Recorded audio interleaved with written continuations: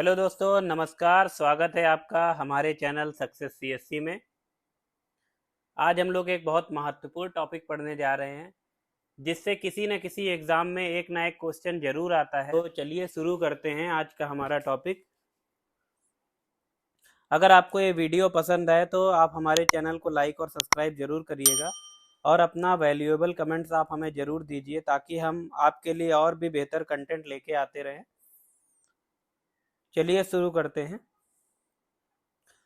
तो टॉपिक हमारा भारतीय संविधान पर अन्य देशों के संविधान का प्रभाव। तो साथ साथ हम ये भी देखेंगे कि सबसे पहले हम शुरुआत करते हैं भारत शासन अधिनियम 1935 से, क्योंकि जो 1935 का अधिनियम था, भारत शासन अधिनियम, उसका सर्वाधिक प्रभाव हमारे संविधान में देखा जाता है। लगभग 2/3 जो भाग है संविधान का वो भारत शासन अधिनियम से ही लिया गया है। इस पर जेनिंग्स कहते हैं कि जो भारतीय संविधान है उस पर सर्वाधिक प्रभाव भारत शासन अधिनियम का ही है। तो भारत शासन अधिनियम 1935 से हमने संघात्मक शासन व्यवस्था ली। आप देखते हैं ना कि उसमें प्रावधान ये किया गया था, भारत के संघ की बात कही गई थी, जिसमें कौन कौन शामिल होने की बात की गई थी, जिसमें ब्रिटिश रियासतें थी, ब्रिटिश रियासत और देसी रियासत और चीफ कमिश्नर। ये जो चीफ कमिश्नर स्टेट से, इनको मिलाकर जो है एक संघ बनाने की बात की गई थी। यानी संघात्मक शासन व्यवस्था हमने कहाँ से ली है? भारत शासन अधिनियम 1935 से।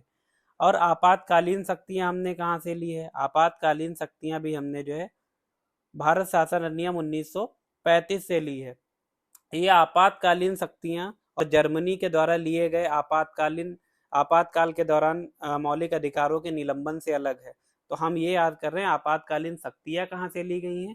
वो ली गई हैं भारत शासन अधिनियम 1935 से। लोक सेवा आयोग भी भारत शासन अधिनियम 1935 से लिया गया है। राज्यों के राज्यपाल, जो राज्यों में राज्यपाल होते हैं, उनका प्रावधान भी भारत शासन अधिनियम 1935 से ही लिया गया है। तो हम देखते हैं भारत शासन जो भारत के संविधान पे लगभग लगभग कितने 10 देशों का प्रभाव देखा गया। तो 10 देशों में हम लोग शुरू करते हैं सबसे पहले अमेरिका से। तो संयुक्त राज्य अमेरिका से हमने क्या क्या लिया है? तो सबसे प्रमुख है, सबसे पहले हमने क्या लिया है? मौलिक अधिकार। तो मौलिक अधिकार जानते हैं। तो सबसे पहले अगर देखा जाए मौलिक अधिकार कहाँ पर आए थे, वो ब्रिटेन में आए थे 13वीं शताब्दी में, लगभग 1215 के आसपास जो यहाँ पर जो है संवैधान ये कह सकते हो मौलिक अधिकारों को शुरुआत की गई थी। और जो अमेरिका अमेरिका एक पहला देश था जिसने मौलिक अधिकारों को लिखित रूप में संविधान में लेके आया। तो हमने भारतीय संविधान में मौलिक अधिकारों के प्रावधान कहाँ से लिए हैं? वो संयुक्त राज्य अमेरिका से लिए। प्रस्तावना, जो प्रस्तावना का प्रारूप है वो कहाँ से लिया गया है? वो लिया गया है संयुक्त राज्य अमेरिका से। प्रस्तावना में क्या क्या वर्णित है, ये सारी चीजें संयुक्त राज्य अमेरिका से ली गई हैं। उपराष्ट्रपति का पद भी संयुक्त राज्य अमेरिका से ही लिया है। राष्ट्रपति का निर्वाचन और महाभियोग ये कहाँ से लिया गया है? संयुक्त राष्ट्र अमेरिका के संविधान से लिया गया है।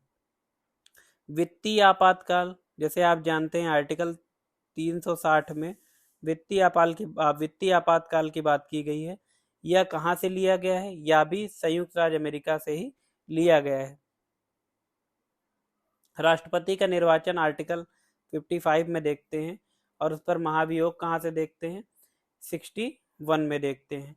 उच्चतम न्यायालय और उच्च न्यायालय के न्यायाधीशों को हटाने की विधि कहाँ से ली है? न्यायाधीशों को हटाने की विधि हमने कहाँ से ली है? संयुक्त राज्य अमेरिका के संविधान से ली है। न्यायपालिका की स्वतंत्रता और न्यायिक पुनरावलोकन ये कहाँ से लिया गया है?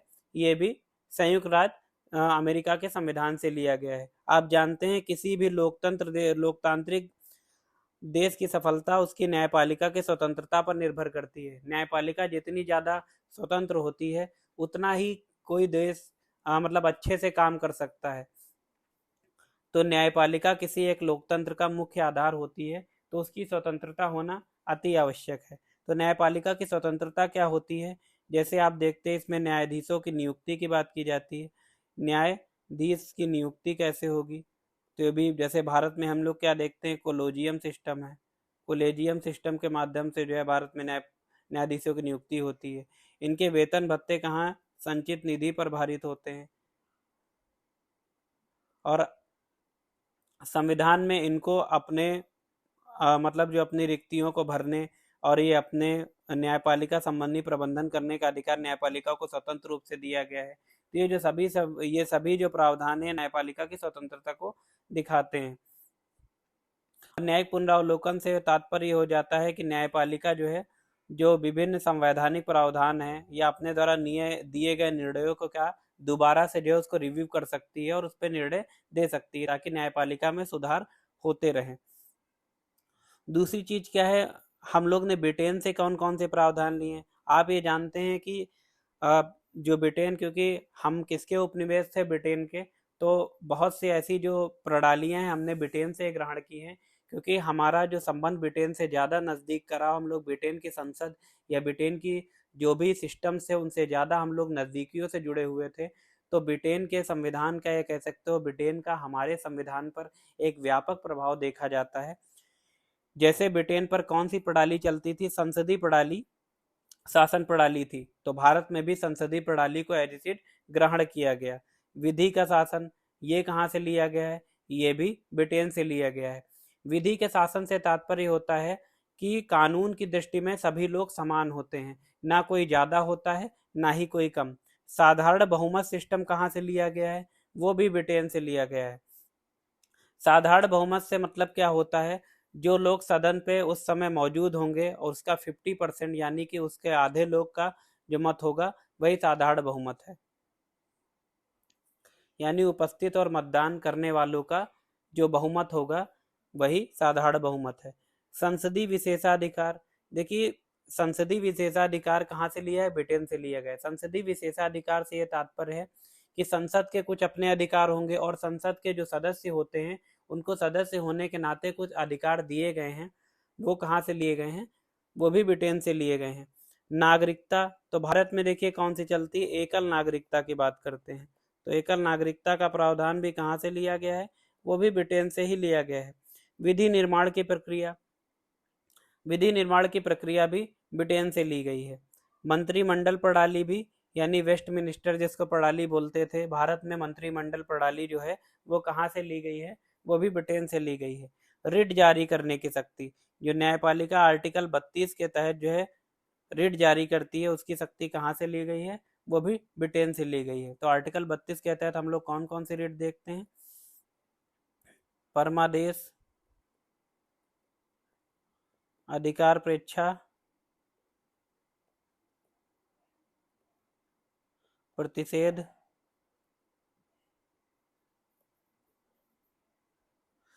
हाइबियस कॉर्पर, हाइबियस कॉर्पस,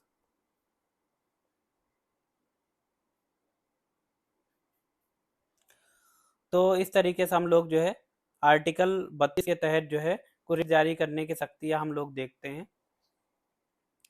उसके आगे देखते हैं हम लोग आयरलैंड। तो आयरलैंड के हमने संविधान से नीति निर्देशक तत्व सिद्धांत लिया गया है, जो कि आर्टिकल 36 से लेकर 51 के बीच में वर्णित हैं। तो ये आयरलैंड ने किस देश से नीति निर्देशक सिद्धांत लिए थे, वो लिए थे स्पेन से। तो राष्ट्रपति द्वारा राज्यसभा में अन्य क्षेत्रों के दिग्गज, जैसे राष्ट्रपति द्वारा राज्यसभा में कितना 12 लोगों को जो है मनोनीत किया जाता है, जिसमें कला, साहित्य, विज्ञान, खेल आदि क्षेत्रों में इनकी नियुक्ति की जाती है। वो कहाँ से प्रावधान लिया गया है, वो प्रावधान आयरलैंड से लिया गया है। अब हम देखते हैं ऑस्ट्रेलिया के संविधान से ऑस्ट्रेलिया से हमने कौन कौन से प्रावधान लिए हैं। समवर्ती सूची का प्रावधान हमने ऑस्ट्रेलिया से लिया है। आप जानते हो आर्टिकल 246 के तहत जो है 3 सूचियों की बात करी गई है, केंद्र सूची, राज्य सूची और तीसरी समवर्ती सूची।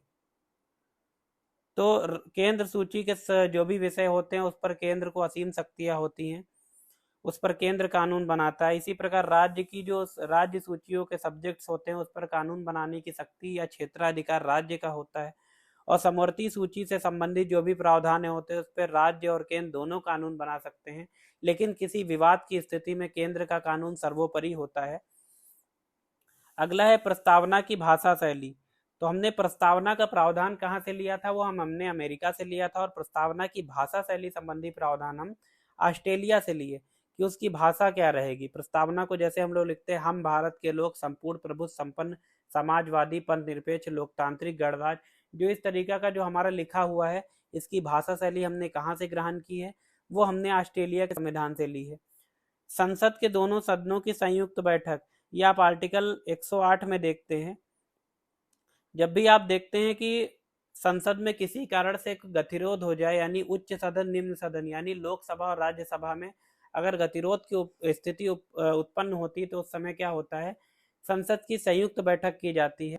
तो संयुक्त बैठक की अध्यक्षता कौन करता है? अध्यक्षता आप जानते हैं लोकसभा का स्पीकर करता है, एलएस का स्पीकर करता है, और उसकी अनुपस्थिति में लोकसभा का सब स्पीकर यानी उपाध्यक्ष करता है। अगर ये दोनों उपस्थित नहीं है तो राज्यसभा का उपसभापति क्या करता है, इसकी अध्यक्षता करता है। लेकिन आप इसमें एक बात याद रखिएगा, राज्यसभा का सभापति इसकी अध्यक्षता नहीं करता है, क्योंकि सभापति क्या होते हैं, राज्यसभा के सदस्य नहीं होते, क्योंकि वो उपराष्ट्रपति होने के मतलब वो उपराष्ट्रपति हैं और राज्यसभा के पीठासीन अधिकारी होने के नाते वहां पर सभापति के रूप में कार्य करते हैं। तो वहां के वो कह सकते हैं वो राज्यसभा के सदस्य नहीं होते हैं, इस वजह से, या कह सकते हो संसद के सदस्य नहीं होते हैं, इस वजह से उनको संयुक्त बैठक की अध्यक्षता संबंधी भूमिका नहीं दी जाती है। अगला प्रावधान है जर्मनी से।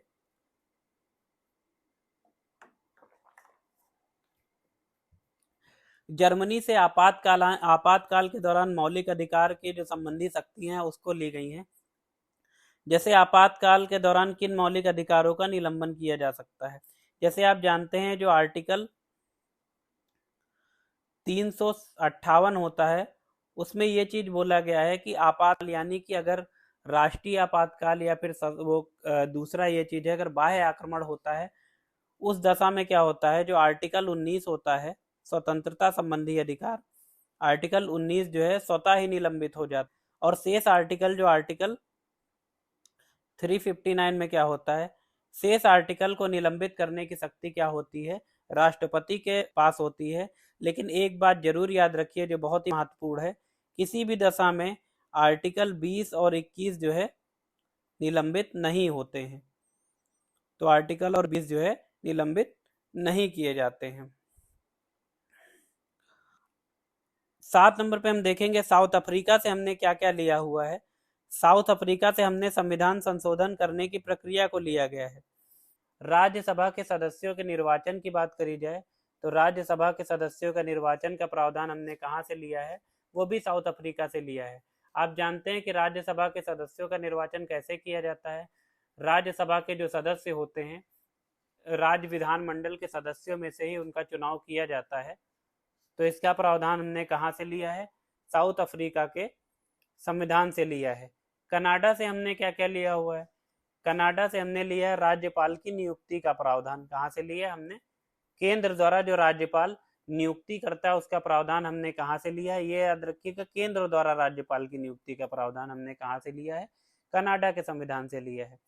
मजबूत केंद्र के साथ संघात्मक शासन, आप देखते हैं ना, राष्ट्रीय आपातकाल के समय यानी आर्टिकल 352 के समय क्या होता है, जब राष्ट्रीय आपातकाल लगता है तो उस समय क्या होता है, केंद्र सभी शक्तियां अपने पास रख लेता है, यानी केंद्र वहां पर सर्वोपरि हो जाता है और राज्य का अस्तित्व उस समय के लिए जो है कह सकते हो नहीं रह जाता है। तो मजबूत केंद्र के साथ संघात्मक शासन की व्यवस्था कहाँ से लिया गया है, वो कनाडा से लिया गया है।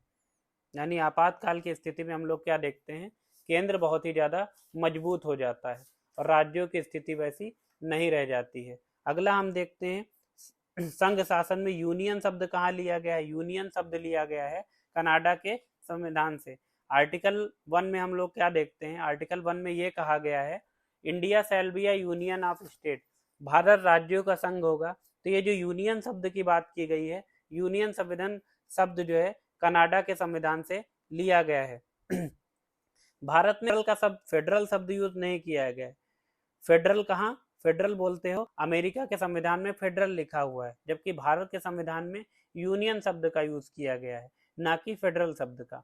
यानी भारत संघ तो है, लेकिन वो राज्यों के, कह नहीं सकते वो राज्यों के समझौतों के आधार पर नहीं है, बल्कि भारत द्वारा राज्यों का निर्माण किया गया है, ना कि राज्यों द्वारा भारत का। इस वजह से यहाँ पर यूनियन शब्द का यूज किया गया है। राष्ट्रपति द्वारा उच्चतम न्यायालय से परामर्श, जो हम लोग देखते हैं राष्ट्रपति जो है विभिन्न मुद्दों पर सुप्रीम कोर्ट से परामर्श लेता है, जो कि आर्टिकल 143 में दिया गया है। इसका प्रावधान कहाँ से लिया गया है? इसका प्रावधान कनाडा के संविधान से ही लिया गया है। अपशिष्ट शक्तियां केंद्र के पास रहेंगी। अपशिष्ट शक्तियां क्या होती हैं? ऐसी शक्तियां जिनका जिनका जो ना तो केंद्र सूची में शामिल है, ना ही राज्य सूची में शामिल है, और ना ही समवर्ती सूची में शामिल है। यानी कोई ऐसा विषय आपके पास आ जाए जो तीनों सूची में शामिल नहीं है, तो ऐसी शक्तियां कौन सी होती हैं? अवशिष्ट शक्तियां होती हैं। इसका प्रावधान किससे लिया गया है? कनाडा के संविधान से लिया गया है। जो नेक्स्ट हम लोग देखते हैं, सोवियत संघ से हमने क्या लिया है? सोवियत संघ से लिया हुआ है मौलिक कर्तव्यों संबंधी प्रावधान। हमने कहाँ लिया है? वो लिया है सोवियत संघ से। आप जानते हैं 42 कॉन्स्टिट्यूशन अमेंडमेंट एक्ट जो आता है 1976 में, उसमें मौलिक कर्तव्य संबंधी प्रावधान आर्टिकल 51A में जोड़े गए थे, जिसमें मूल रूप से 10 मौलिक कर्तव्य जोड़े गए थे। बाद में जो है एक कर्तव्य जो है शिक्षा संबंधी कर्तव्य जोड़ा जाता है।